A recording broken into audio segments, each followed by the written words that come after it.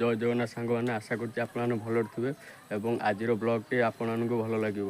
ଯଦି ବ୍ଲଗ୍ଟି ଭଲ ଲାଗିବ ଲାଇକ୍ କରିବେ, କମେଣ୍ଟ କରିବେ ଏବଂ ସବସ୍କ୍ରାଇବ୍ କରିବେ। ତ ସାଙ୍ଗମାନେ ଦେଖିପାରୁଥିବେ ଆମ ବାଡ଼ି ଘାସରେ ପୁରା ପରିପୂର୍ଣ୍ଣ ହେଇଛି, ଯାହାକି ରାତ୍ରିରେ ଯିବା ଆସିବା କରିବାରେ ଅସୁବିଧା ହେଉଛି। ଅସୁବିଧା କ'ଣ, ସାପ ବେଙ୍ଗ ରାତିରେ ବୁଲାବୁଲି କରୁଛନ୍ତି, ଯାହାକି ରାତିରେ ମୋ ବୋଉ କାଲି ଆସିଲା ବେଳେ ଗୋଟେ ସାପ ଭେଟିଥିଲା। ତ ସେଥିପାଇଁ ଆଜି ଘାସ ସଫା କରାଯିବ। ମୋ ବୋଉ ଏଠି ଛିଡ଼ା ହେଇଛି, ମୋ ବୋଉ ଆଜି ମୋତେ ସାହାଯ୍ୟ କରିବ। ସାଙ୍ଗମାନେ ଦେଖିପାରୁଥିବେ ମୋ ବୋଉ ଆଜି ସଫା କରୁଛି ବାଡ଼ି।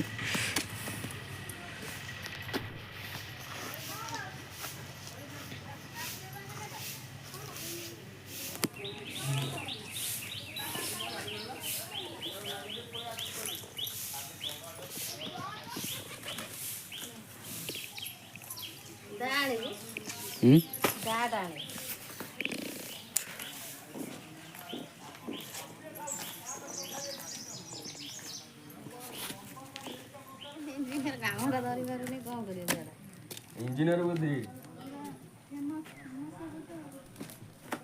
ସୁନ୍ଦର କ୍ୟାମେରା ଷ୍ଟାଣ୍ଡ। ହଁ ଚାଲିଲା ମଝି ଗାଗରେ କିଏ ଗୋଟେ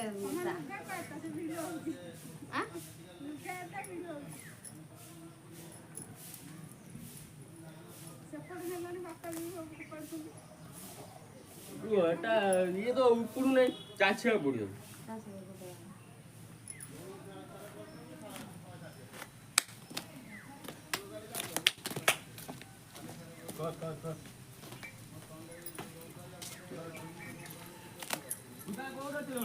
ବାପା ପଚାରିବେ କାଲି ଏବେ ତାଙ୍କ ବାଟ ବଡ଼ ବାପାର ବାଟ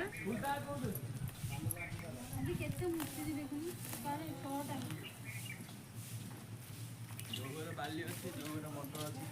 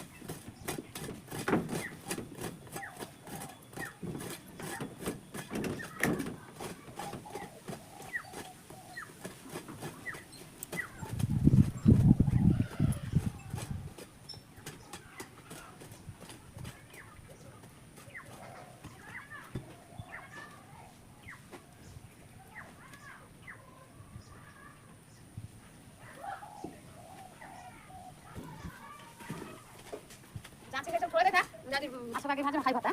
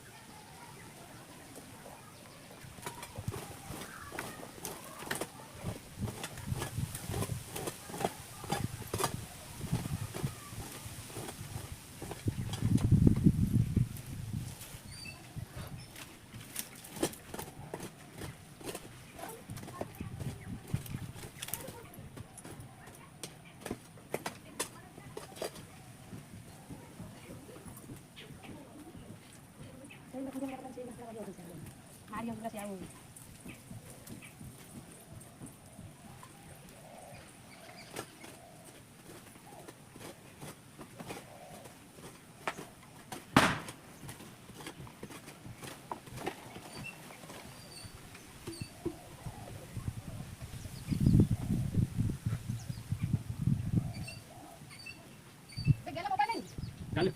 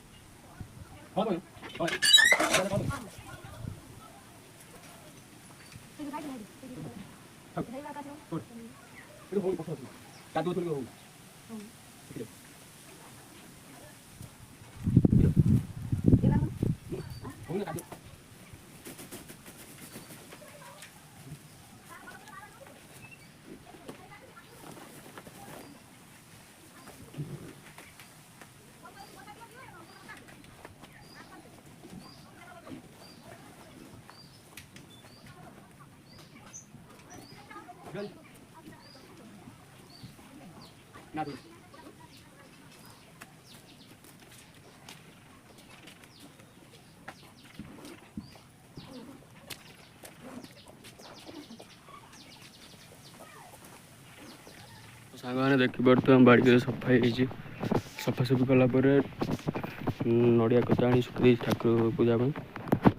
ତ ଏବେ ଗୋଡ଼ ଦେବା ପାଇଁ ଯିବା।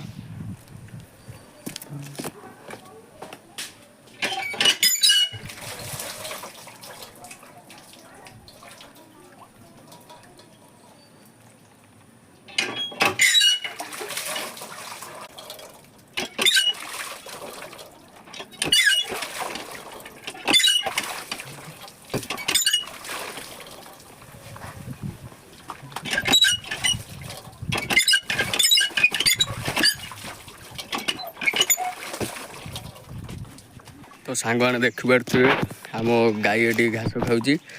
ଆଉ ମୋ ବୋଉ ମୋତେ ଘାସ ସଫାସଫି କରି ସାହାଯ୍ୟ କରିବା ମଝିରେ ପଳେଇ ଆସିଛି। ମାଛ ବାଗଉଛି, ମାଛ ଖାଇବା ପାଇଁ, ଚିଙ୍ଗୁଡ଼ି ମାଛ। କ'ଣ କହୁନୁ ବୋଉ? ନା ନା ହାଁ ଭଜା ଲଗେଇକି ମାଛ ଲଗେଇକି ଖାଇଦେବା। ହଉ ଚିଙ୍ଗୁଡ଼ି କେତେବେଳେ ରଖିଲୁ? ହଉ ଜଲ୍ଦି ଜଲ୍ଦି ଭାଜିଦେ ଖାଇଦେଇକି ଆଉ କ'ଣ କରିବା କାମ। ତ ସାଙ୍ଗମାନେ ଦେଖିପାରୁଥିବେ ମୋ ବୋଉ ମୋତେ ଚିଙ୍ଗୁଡ଼ି ଭାଜି ଛାଡ଼ି ଦେଇକି କେଉଁଠି ଯାଇଛି। ସେପଟେ କୁଆଡ଼େ ଯାଇଛି ଦାଣ୍ଡ ଆଡ଼େ। ତ ମୁଁ ଆଜି ଚିଙ୍ଗୁଡ଼ି ଭାଜିବି।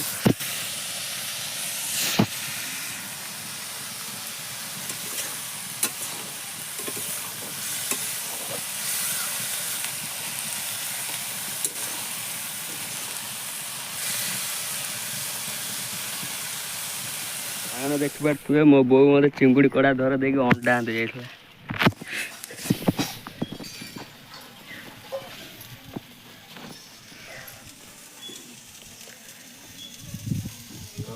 ସାଙ୍ଗମାନେ ଦେଖିପାରୁଥିବେ ମୋ ବୋଉ ଚିଙ୍ଗୁଡ଼ି ଭଜା ଭାଜି ସାରିଛି। ତା ସହିତ ଏଟା କି ଭଜା?